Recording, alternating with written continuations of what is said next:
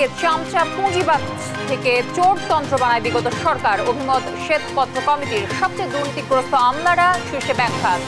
সাম্প্রদায়িক ইস্যুতে মমতার বক্তব্য যথার্থ নয় বললেন পররাষ্ট্র উপদেষ্টা। ভারতীয় মিডিয়ার প্রোপাগান্ডার প্রতিহতের আহ্বান পররাষ্ট্র উপদেষ্টার।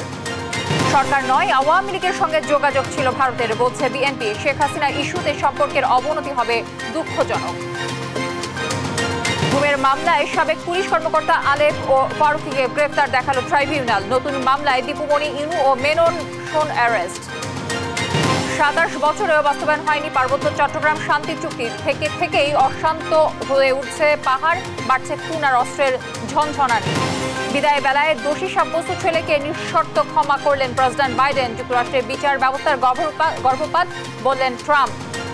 এবং মিরাজকে অধিনায়ক করে ওয়েস্ট ইন্ডিজকে বিপক্ষে ওয়ানডে সিরিজের দল ঘোষণা। আয়ারল্যান্ডকে হোয়াইট ওয়াশ করল টাইগার্সরা। দর্শক, সংবাদ সন্ধ্যা শুনছিলেন কেএসটিএম টিভির সংবাদ শিরোনামগুলো। সঙ্গে থাকছে আমি তাজিয়া জুথি। এবার বিস্তারিত। হাসিনা সরকারের সময় উন্নয়ন বাজেটের 40% লুটপাট হয়েছে। দুর্নীতি অনিয়মের মাধ্যমে দেশের 85% সম্পদ কুক্ষিগত করেছে মাত্র 10% মানুষ। এমনটাই উঠে এসেছে শ্বেতপত্র প্রণয়ন কমিটির প্রতিবেদনে। বলা হয়, চামচা পুঁজিবাজ থেকে অর্থনীতিতে ভর করেছিল চোরতন্ত্র। লুট করার উদ্দেশ্যেই নেওয়া হতো মেগা প্রকল্প। বিস্তারিত জানাচ্ছেন আমাদের সহকর্মী কায়েস রাহাত। স্বৈর সরকার পতনের পর দেশের অর্থনৈতিক পরিস্থিতি বিশ্লেষণে গঠিত হয় 12 সদস্যের শ্বেতপত্র প্রণয়ন কমিটি। 90 দিন পর অর্থনীতিবিদ ডক্টর দেবপ্রিয় ভট্টাচার্যের নেতৃত্বে এ কমিটি তাদের প্রতিবেদন প্রকাশ করে। বিগত সরকারের সময়ে দেশের অর্থনৈতিক খাতের নানা অনিয়ম দুর্নীতির চিত্র উঠে এসেছে শ্বেতপত্রে। ব্রিফিংয়ে ডক্টর দেবপ্রিয় ভট্টাচার্য বলেন, চোর ধরা কমিটির কাজ নয়, বরং কিভাবে চুরি হয়েছে তা তুলে ধরা হয়েছে। আমাদের কাজ চোর ধরা না, আমাদের কাজ হলো চুরির বর্ণনা দেওয়া। আমরা চুরির বর্ণনা দিয়েছি। কমিটির মতে বিগত 15 বছরে ব্যাংকিং ও অবকাঠামো খাতে সবচেয়ে বেশি দুর্নীতি হয়েছে। দুর্নীতি ঠেকাতে প্রাতিষ্ঠানিক সংস্কার জরুরি, এজন্য বেশ কিছু সুপারিশও দিয়েছে তারা। 1 নম্বরে আসলে আপনার ব্যাংকিং খাত, 2 নম্বরে যায় হলো অবকাঠামো। অবকাঠামোর বিভিন্ন ক্ষেত্রে যেটা 30-40% পর্যন্ত চুরি হয়েছে, এটি আমাদের ধারণা। মূল্যস্ফীতি, বিনিয়োগ, কর্মসংস্থান, স্বাস্থ্যসেবা, সামাজিক সুরক্ষা, এগুলোকে আমার দীর্ঘমেয়াদী একটা মধ্যমেয়াদী পরিকল্পনায় আমার আনতে হবে। প্রতিবেদনে বলা হয়েছে 10% মানুষ দেশের 85% সম্পদ কুক্ষিগত করে রেখেছে, আর উন্নয়ন বাজেটের 40% অর্থই লুট হয়েছে। অর্থনীতি সংশ্লিষ্ট সরকারি প্রতিষ্ঠানগুলোর সক্ষমতা নিয়েও কথা বলেন তারা। দাবি করে যে 1 কোটির উপরে 3 নাম্বার আছে, এটি কিন্তু কিউমুলেটিভ নাম্বার। এটি কিন্তু আসলে এখনকার এক্সিস্টিং ইফেক্টিভ বা অ্যাক্টিভ পিন নাম্বার সেটি না। এবং এটি বের করার জন্য এনবিআরকে আমি অনেকবার রিকোয়েস্ট করেছি, এটা কি সম্ভব কিনা, কারণ সেই কোনো মেকানিজম নাই। কমিটি বলছে, উন্নয়নের নামে বিগত সরকারের দুর্নীতির কারণে ঋণের ফাঁদে পড়েছে দেশ, যা কয়েক প্রজন্ম বয়ে নিতে হবে। অনেক প্রকল্প দরকার আছে, কিন্তু কথাটা হলো যে আমাদের ঘাড়ে এবং আমাদের পরবর্তী প্রজন্মের ঘাড়ে দুর্নীতির মাধ্যমে এই প্রকল্প থেকে যে টাকা পাচার হয়েছে সেটা কিন্তু আমাদের কাছে থেকে যায়। আগামী 6 মাস খুবই গুরুত্বপূর্ণ বলে মনে করে শ্বেতপত্র প্রণয়ন কমিটি। এজন্য অন্তর্বর্তী সরকারের কর্মকাণ্ড জনগণের সামনে তুলে ধরার পরামর্শ দিয়েছে তারা। কায়েস রাহাত, দেশ টিভি, ঢাকা। বাংলাদেশের সাম্প্রদায়িক ইস্যুতে মমতা ব্যানার্জির বক্তব্য সঠিক নয় বলে সাফ জানিয়েছেন পররাষ্ট্র উপদেষ্টা তৌহিদ হোসেন। বাংলাদেশের বিরুদ্ধে অপপ্রচারে নেমেছে ভারতীয় মিডিয়া বলেও উল্লেখ করেন তিনি। সোমবার সব দেশের রাষ্ট্রদূতের উপস্থিতিতে এসব তথ্য তুলে ধরেন পররাষ্ট্র উপদেষ্টা। বলেন, পরস্পরের স্বার্থ ঠিক রেখে ভারতের সাথে সুসম্পর্ক বজায় রাখার কথাও। বিস্তারিত জানাচ্ছেন জান্নাতুল মোহনা।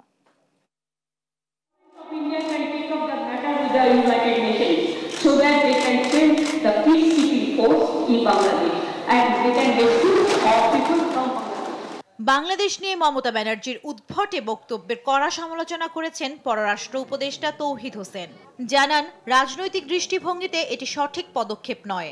মমতা ব্যানার্জির বক্তব্যকে আমরা মমতা ব্যানার্জি ধরনের বক্তব্য হিসেবে দেখতে চাই। ব্যক্তিগতভাবে মনে করি যে এটা তার জন্য খুব সঠিক পদক্ষেপ না রাজনৈতিক দৃষ্টিভঙ্গি থেকে।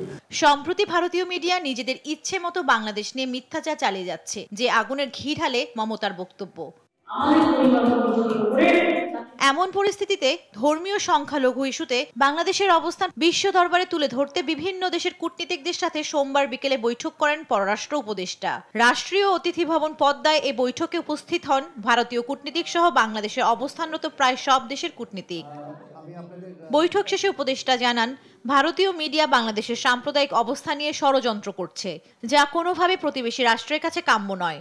সাম্প্রদায়িক সম্প্রীতি বজায় রাখতে এ সরকার দৃঢ় প্রতিজ্ঞ বলেও জানান উপদেষ্টা। এই ব্যাপারে খুব স্পষ্ট, প্রধানত ভারতীয় মিডিয়া, কিন্তু এর বাইরেও অনেক মিডিয়াতে কিন্তু এই ভারতীয়দেরকে যে ভারতীয় মিডিয়ার যে বক্তব্য সেটাকে ধরে কিন্তু আবার অনেকে অন্যান্য মিডিয়াতেও সেটা প্রচার করেছে।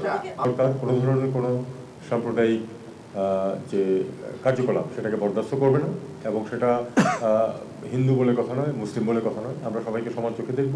তিনি বলেন, বাংলাদেশের সাম্প্রদায়িক ইস্যু নিয়ে কোনো দেশ নয়, নির্দিষ্ট কিছু প্রতিষ্ঠান নেতিবাচক গ্লোবাল ক্যাম্পেইন চালাচ্ছে। এটা কিন্তু একটা গ্লোবাল ক্যাম্পেইন চলছে, কিন্তু গ্লোবাল ক্যাম্পেইন চলছে, গ্লোবের সবাই যে পার্টিসিপেট করছে তা না, কিন্তু গ্লোবাল ক্যাম্পেইনটা চলছে কিন্তু একটা বিশেষ গোষ্ঠীর দ্বারা চেষ্টা করতেছে সবখানে তারা হিট করার চেষ্টা করে। দেশ করতেছে তো আমি বলবো না, বিভিন্ন প্রতিষ্ঠান করছে, প্রধানত বিভিন্ন প্রতিষ্ঠান করছে, এবং সেই প্রতিষ্ঠানগুলোর ধরনটা কি সেটা আমার চেয়ে আপনারা ভালো জানেন। এ সময় পররাষ্ট্র উপদেষ্টা সাফ জানিয়ে দেন, পরস্পরের স্বার্থ বজায় রেখে ভারতের সাথে সুসম্পর্ক রাখতে চায় বাংলাদেশ। জান্নাতুল মোহনা, দেশ টিভি, ঢাকা। ভারতীয় মিডিয়ার মিথ্যাচার নিয়ে দেশের গণমাধ্যমকে সত্য সংবাদ তুলে ধরার আহ্বান জানিয়েছেন স্বরাষ্ট্র উপদেষ্টা জাহাঙ্গীর আলম চৌধুরী। সোমবার রংপুরে শহীদ আবু সাইদের পরিবারের সঙ্গে সাক্ষাতের পর সাংবাদিকদের তিনি একথা বলেন। আবু সাইদ হত্যা মামলার শুনানি দ্রুত শুরু হবে জানিয়ে উপদেষ্টা বলেন, অপরাধীদের কাউকেই ছাড় দেওয়া হবে না। এ সময় ইসকন নিষিদ্ধের বিষয়ে কোনো সিদ্ধান্ত হয়নি বলেও জানান স্বরাষ্ট্র উপদেষ্টা।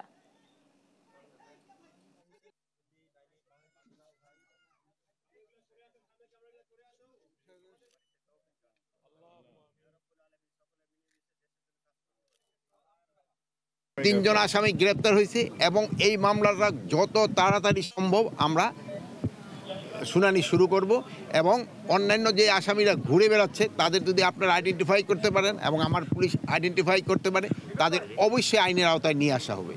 কাউকে কোনো অবস্থায় ছাড় দেওয়া হবে না। এখানে কোনো অস্থিতিশীল পরিস্থিতি তৈরি হয় নাই। পার্শ্ববর্তী দেশের মিডিয়া আমগো সম্বন্ধে অনেক মিথ্যা প্রচার করে, আপনারা সত্যি ঘটনা প্রকাশ করে এদের এই মিথ্যা প্রচারটাকে আপনারা মিথ্যাটাকে বন্ধ করে দিতে পারেন। পররাষ্ট্র নীতির দুর্বলতার কারণে সাম্প্রদায়িক ইস্যুতে জনগণ নয়, একটি দলের সঙ্গে সম্পর্ক গড়েছে ভারত, এমনটাই বলছে বিএনপি। দলটির অন্যতম নীতি নির্ধারক হাফিজ উদ্দিন আহমদ এবং আমির খসরু মাহমুদ চৌধুরী বলেন, শেখ হাসিনাকে নিয়ে ভারত বাংলাদেশের সম্পর্কের অবনতি হলে তা হবে দুঃখজনক। এ সময় বিচারাধীন মামলা আইনিভাবে মোকাবেলা করে নির্বাচনের আগেই বিএনপির ভারপ্রাপ্ত চেয়ারম্যান তারেক রহমান দেশে ফিরবেন বলে জানান তারা। সাইফুল রিপনের প্রতিবেদনে আমরা বাকিটা জানব।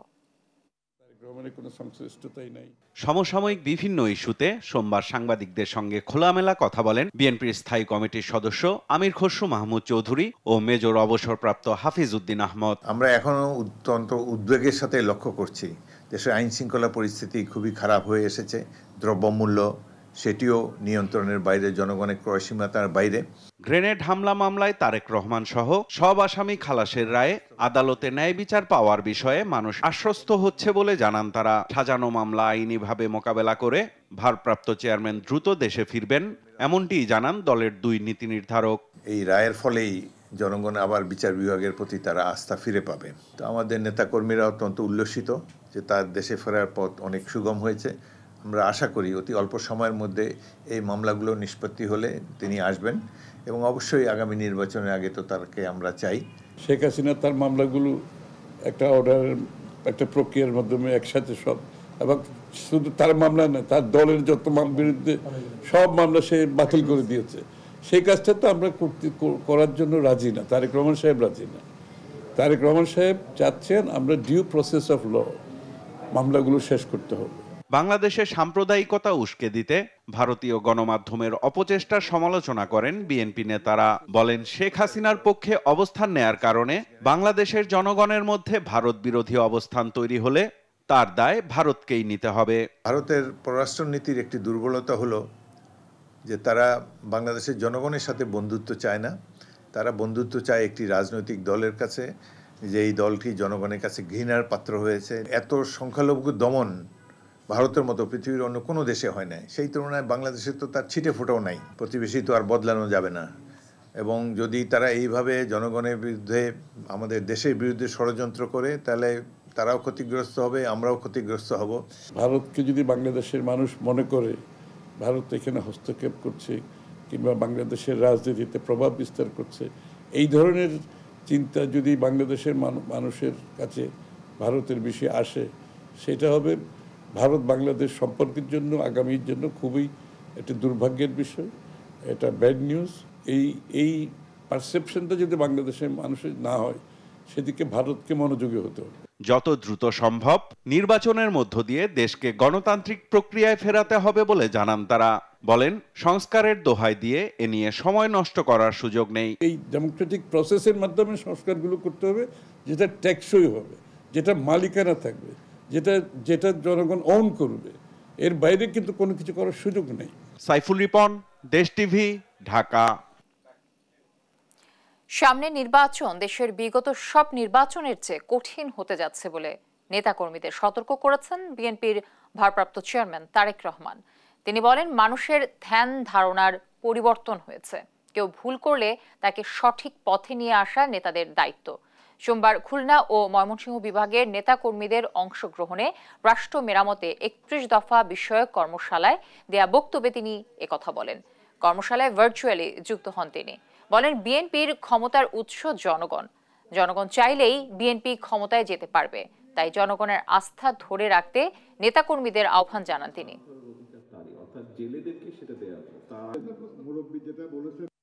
তখনই আমরা ক্ষমতায় যেতে পারবো যখন আমরা বাংলাদেশের জনগণের সমর্থন পাবো। এখন জনগণের সমর্থন আমাদেরকে আদায় করতে হবে। সামনের যে নির্বাচন, এটি এত সহজ না। আগামী 2 মার্চ চূড়ান্ত ভোটার তালিকা প্রকাশ করবে নির্বাচন কমিশন। এরপর শুরু হবে ভোটার তালিকা হালনাগাদ করার কাজ, জানালেন নির্বাচন কমিশনার আবুল ফজল মোহাম্মদ সানাউল্লাহ। সোমবার রাজধানীর নির্বাচন ভবনে নতুন কমিশনের প্রথম সভায় এ সিদ্ধান্ত হয়। বিস্তারিত জানাচ্ছেন শিউলি রায়। সোমবার বেলা 11টায় নির্বাচন কমিশন সচিবালয়ে বসে নতুন নির্বাচন কমিশনের প্রথম কমিশন সভা।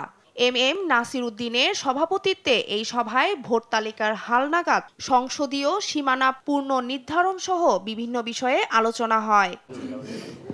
সভা শেষে ব্রিফ করেন জাতীয় কমিশনার অবসরপ্রাপ্ত ব্রিগেডিয়ার জেনারেল আবুল ফজল মোহাম্মদ সানাউল্লাহ। জানান, আগামী 2 মার্চ চূড়ান্ত ভোটার তালিকা ঘোষণার পর তা হালনাগাদের কাজ শুরু হবে। আমাদের এই বছরের হালনাগাদ যে প্রক্রিয়া, সেই প্রক্রিয়াটা সম্পন্ন হয়ে যাবে। আপনারা জানেন যে 1 জানুয়ারিতে যে ডাটাটা হয়, সেই ডাটাটা 2 জানুয়ারি থেকে শুরু করে 2 মার্চ পর্যন্ত আমরা বিভিন্ন শুনানি ইত্যাদি সম্পন্ন করে 2 মার্চে খসড়া প্রণয়ন করি। তো আমাদের 2025 সালে 2 মার্চে খসড়া প্রণীত হয়ে যাবে। 2 মার্চে চূড়ান্ত আকারে 2 মার্চে আপনার তালিকা প্রকাশ হয়ে যাবে। বাড়ি বাড়ি গিয়ে তথ্য সংগ্রহ করা হবে বলে জানিয়ে নির্বাচন কমিশনার বলেন, পূর্ণাঙ্গ ও সঠিক তালিকা তৈরি করা কমিশনের লক্ষ্য। এই জন্য 6 মাস সময় লাগবে। কোথাও কোনো ডুপ্লিকেশন থাকলে বা অপরাপর কোনো ধরনের ডিসক্রিপেন্সি থাকলে সেগুলো আমরা হয়তো কাটিয়ে উঠতে পারবো। তো এই আলোকে আমরা বাড়ি বাড়ি যাব এবং আমরা একটা রাফ টাইম ক্যালকুলেট করেছি যে আমাদের এই প্রক্রিয়াটা সম্পন্ন করতে আনুমানিক 6 মাস সময় লাগবে।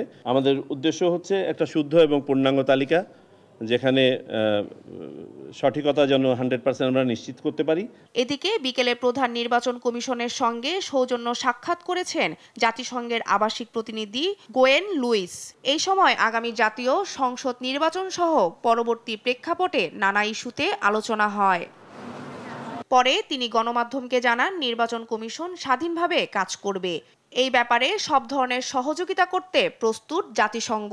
Having a very independent election commission, which is what His Excellency has just explained to us, that he is determined to maintain the independence and the integrity of the elections, and that's something that we fully support.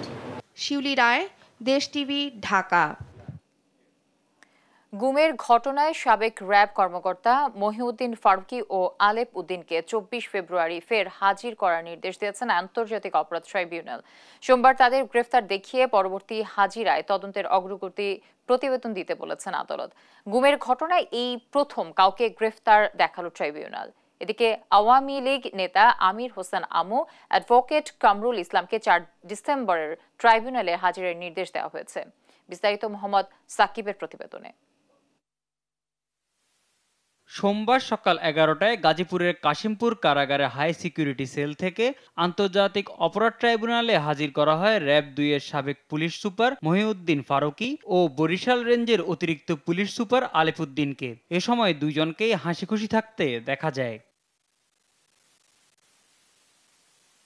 এর আগে গেল 28 November আন্তর্জাতিক অপরাধ ট্রাইব্যুনালের chairman বিচারপতি মোহাম্মদ গোলাম মুর্তুজা মজুমদারের নেতৃত্বে 2 সদস্যের আন্তর্জাতিক অপরাধ ট্রাইব্যুনাল তাদের হাজির করার নির্দেশ দিয়েছিলেন। দুজনই র্যাবের সাবেক কর্মকর্তা ছিলেন। তাদের বিরুদ্ধে অসংখ্য গুম ও গুমের সময় সরাসরি নির্যাতনের অভিযোগ পাওয়া গেছে। প্রসিকিউশন বলছে তদন্তের ভিত্তিতে তাদের বিরুদ্ধে অভিযোগের প্রাথমিক সত্যতা পাওয়া গেছে। এর ভিত্তিতেই ট্রাইব্যুনালে তাদের গ্রেপ্তার দেখানোর আবেদন করা হয়। গুমের অভিযোগের ম্যাক্সিমাম অভিযোগে আলেপ উদ্দিনকে আনাচ্ছে, মানে সে ছিল গুমের মাস্টার মাইন্ড এবং সে আলটিমেটলি গুম এক্সপার্ট হয়ে গিয়েছে। আনুমানিক প্রায় অর্ধ শতাধিক গুমের অভিযোগে আমরা তার বিরুদ্ধে। আসামিদের আগামী 24 ফেব্রুয়ারি ফের হাজির করার পাশাপাশি তদন্তের অগ্রগতি প্রতিবেদন দেওয়ার নির্দেশ দেন আদালত।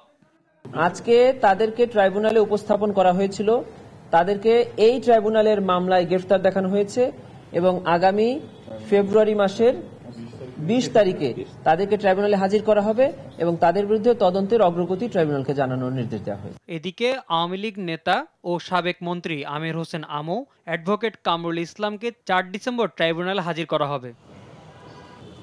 মোহাম্মদ সাকিব, দেশ টিভি, ঢাকা। রামপুরা হাতিরঝিল শাহবাগ থানার নতুন মামলায় গ্রেফতার দেখিয়ে কারাগারে পাঠানো হলো দীপুমণি, হাসানুল হক ইনু, রাশেদ খান মেনন ও জুনায়েদ আহমেদ পলককে। সোমবার সকালে তাদের ঢাকার চিফ মেট্রোপলিটন ম্যাজিস্ট্রেট আদালতে আনা হয়। এ সময় মামলার তদন্তকারী কর্মকর্তারা তাদের শুন অ্যারেস্ট এর আবেদন করেন। এর মধ্যে হাতিরঝিল থানায় 2018 সালে বিএনপি চেয়ারপারসন বেগম খালেদা জিয়ার গাড়ি বহরে হামলা ও হত্যা চেষ্টা মামলায় হাসানুল হক ইনু, রাশেদ খান মেননকে গ্রেফতার দেখানোর আবেদন করা হয়। এছাড়া জুলাই গণ অভ্যুত্থানে রামপুরায় হত্যা মামলায় হাসানুল হক ইনুকে এবং শাহবাগ থানার হত্যা মামলায় দীপুমণি, জুনায়েদ আহমেদ পলককে গ্রেফতার দেখানোর আবেদন করা হয়। পরে তাদের গ্রেফতার দেখিয়ে কারাগারে পাঠানোর আদেশ দেন আদালত।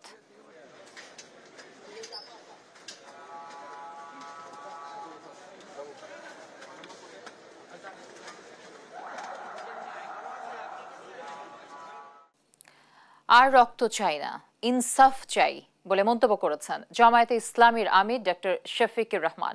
তিনি বলেন, জামায়াতে ইসলামী মানবিক রাষ্ট্র ও দুর্নীতি, সন্ত্রাস, চাঁদাবাজ মুক্ত বাংলাদেশ চায়। সোমবার দুপুরে মীর পিরোজপুরের নেসারাবাদে এক পথসভায় তিনি একথা বলেন। ঝালকাঠি থেকে সড়ক পথে ঢাকা যাওয়ার সময় নেসারাবাদ উপজেলা জামায়াতের পথসভায় যোগ দেন তিনি।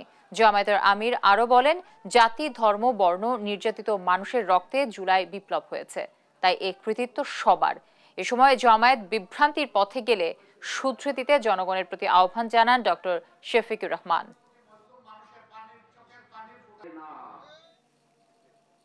27 বছর পরও বাস্তবায়ন হয়নি পার্বত্য চট্টগ্রাম শান্তি চুক্তি।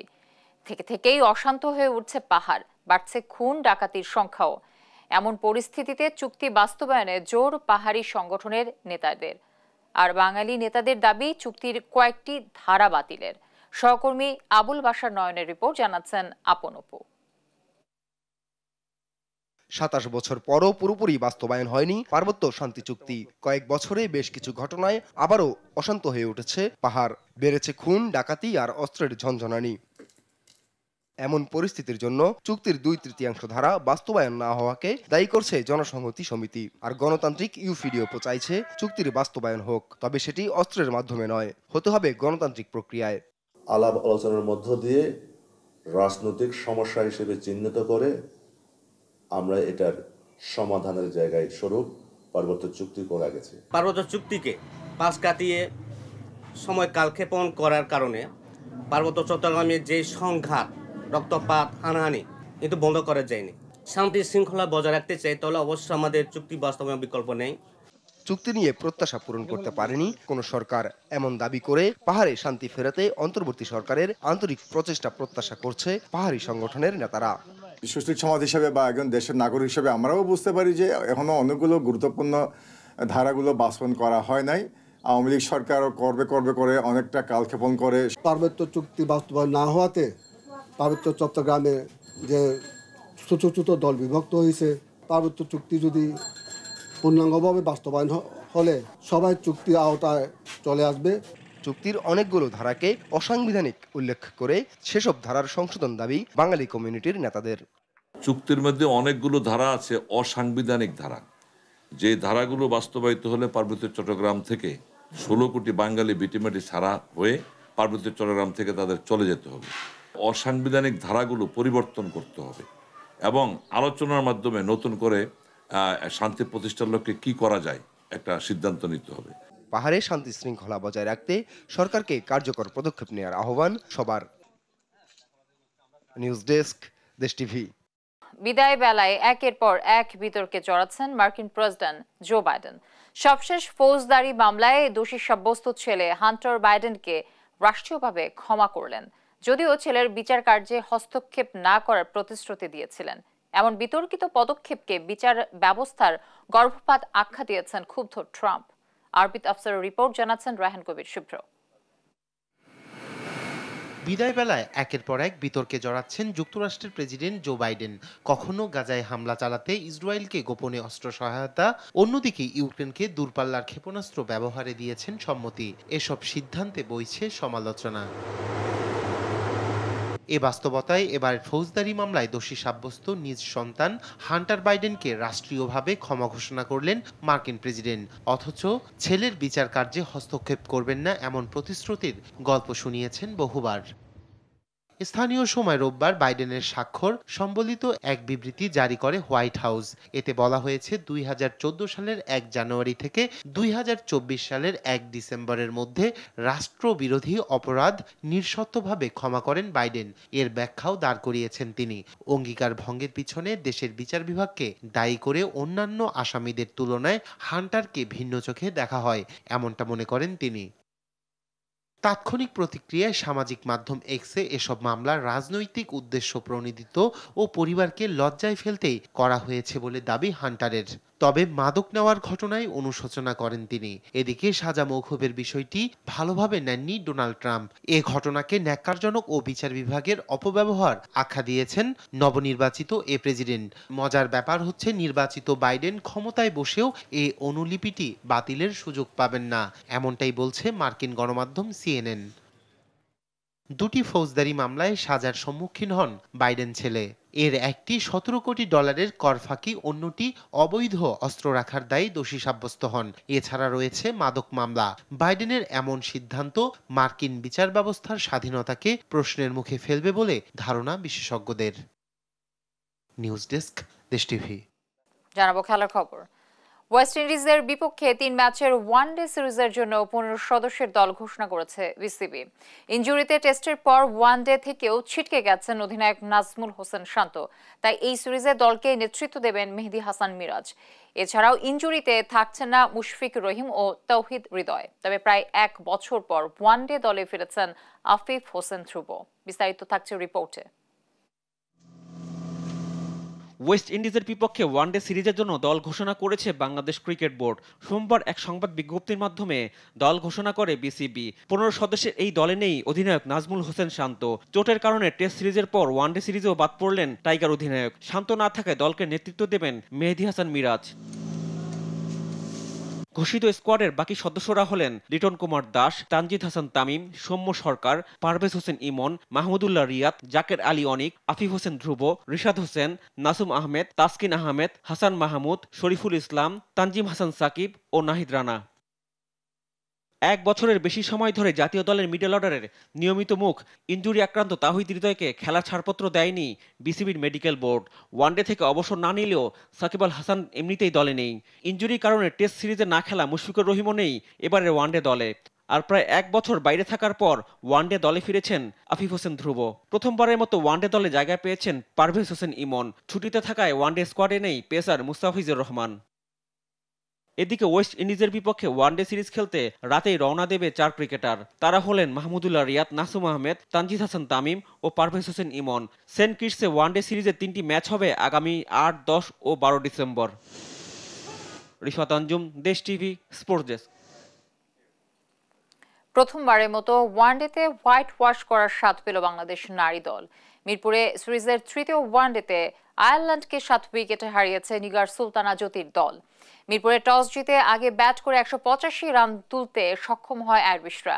গ্যাবি লুইস সর্বোচ্চ 52 রান করেন। ফাহিমা খাতুন তুলে নেন 3 উইকেট। 186 রানের টার্গেটে ব্যাট করতে নেমে দলীয় 9 রানে মুর্শিদার উইকেট হারায় বাংলাদেশ। এরপর 143 রানের জুটি গড়ে দলকে 7 উইকেটের বড় জয় এনে দেন ফারজানা হক ও শারমিন আক্তার। ফারজানা 61 এবং শারমিন 72 রান করেন। On drive, does she find the gap? Fielder does manage to get her hands on it, but cut away, and she will get a boundary, 6th ever. দর্শক, এই ছিল এখনকার সংবাদ সন্ধ্যা। পরে বুলেটিন দেখার আমন্ত্রণ রইল। ধন্যবাদ সবাইকে সাথে থাকার জন্য।